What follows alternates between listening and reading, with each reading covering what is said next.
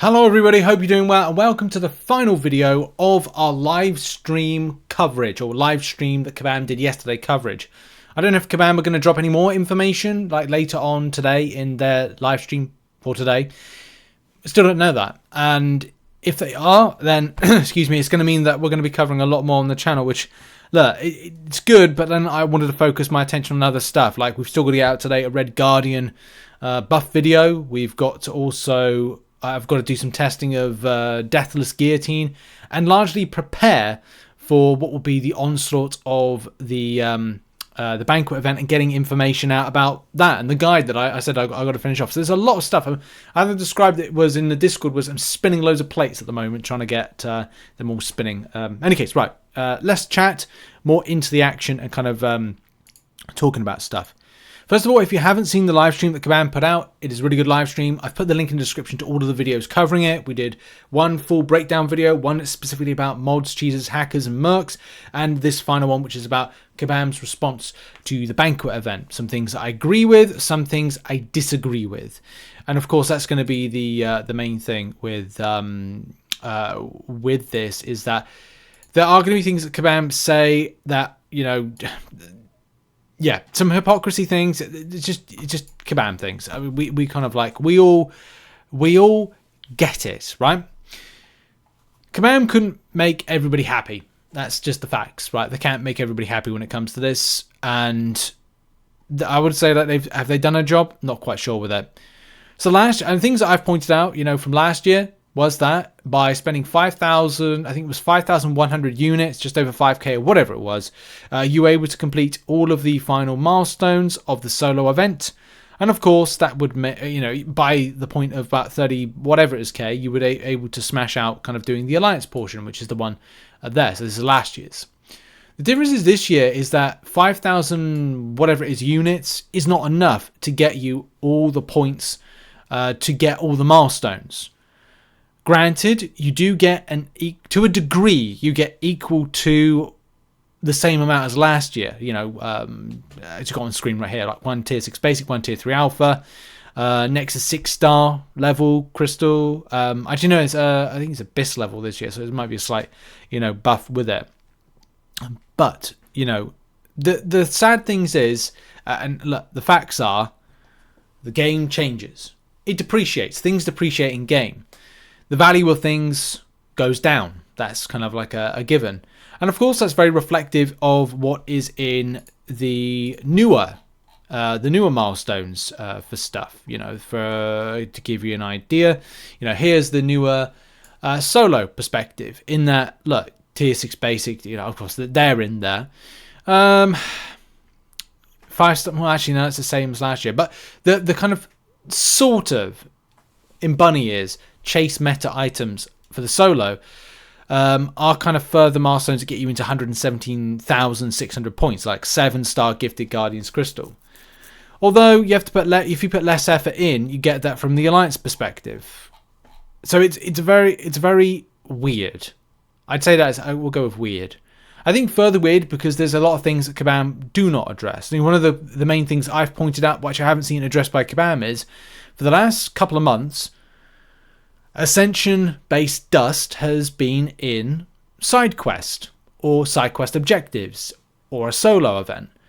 For some reason, this is sandwiched into here, but is not something that's within the side quest. Kabam have gone, oh, we'll just whack it into the alliance-based perspective. So therefore, you know, chase items, you know, that just fills up 2 like slots there. Tier 1 primordial dust there, and tier 2 primordial dust there. So it's like 2 slots that could have been filled out by something that's more, you know, interesting to players, like a chunk of 7-star shards.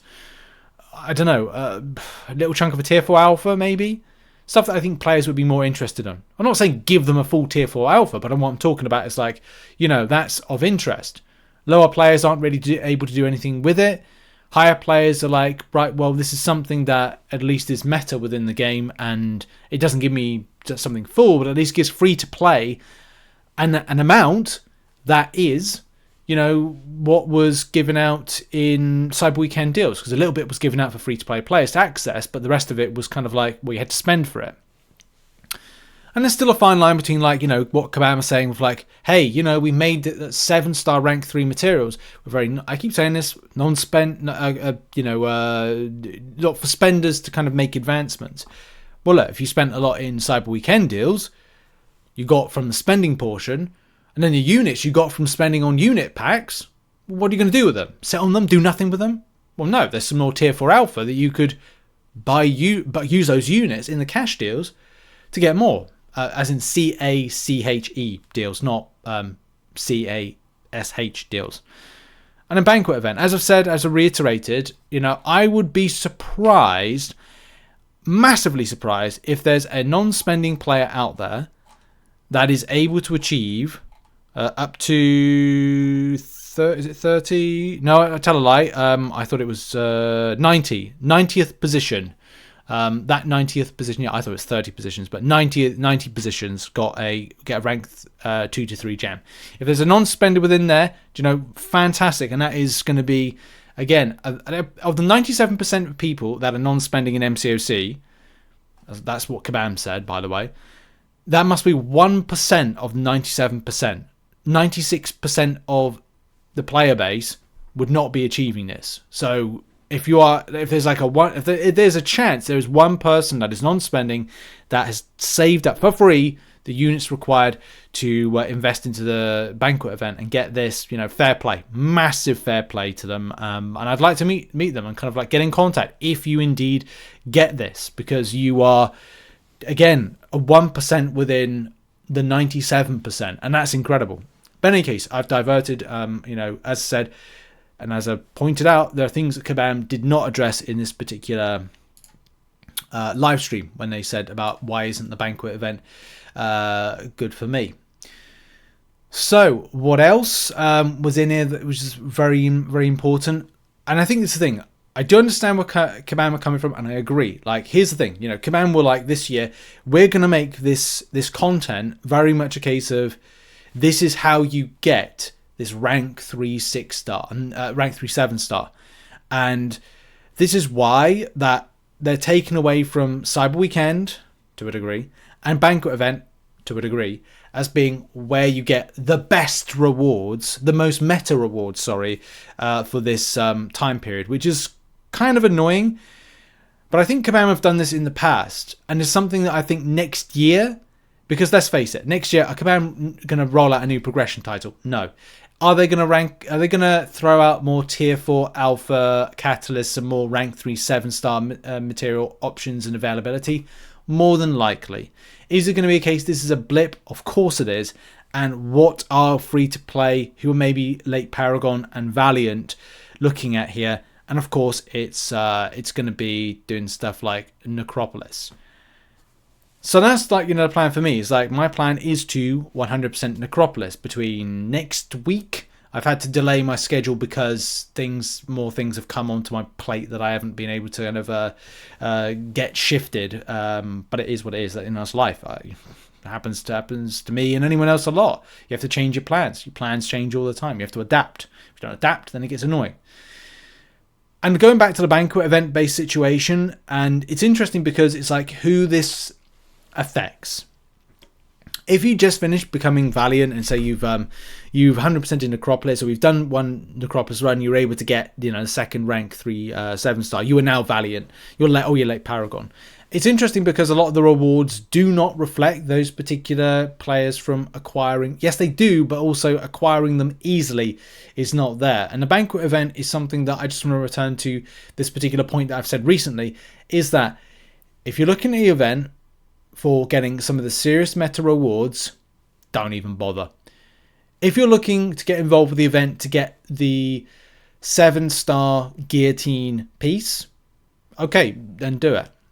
But if you're looking to have a bit of fun, I think this event might be right up your street. And I think it may be one of these events where if you spend about, I don't know, 3,000 units, then you might have some fun. If you spend 950 units plus the 1,150 units you get from milestones, and if you watched yesterday's video, and again to reiterate that, 2,100 units, including the 1,150 you get for free, then you might have a bit of fun. And if you focus on that, I think that's where you may find some decency from this event.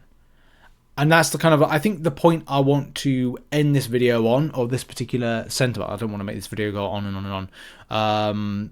But yeah, fun. What is fun about the event? Well, look, as I said, 1,150 units or 2,100 total will allow you to get up to probably about, well, 33,600. So the tier 5 basic there. So you get nothing or very little from the solo side of things. But from the alliance perspective and that camaraderie, you're able to get that 7-star Guardian's Crystal. And I think that is going to be where players are interested in. And that's where I'm focused in. Like, getting that is probably it for me.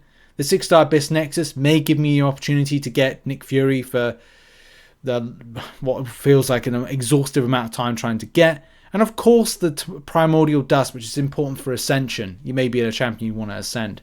Apart from that, look, it's naff. It's rubbish. So look at it from a point of view of going, I've got the Deathless Guillotine piece.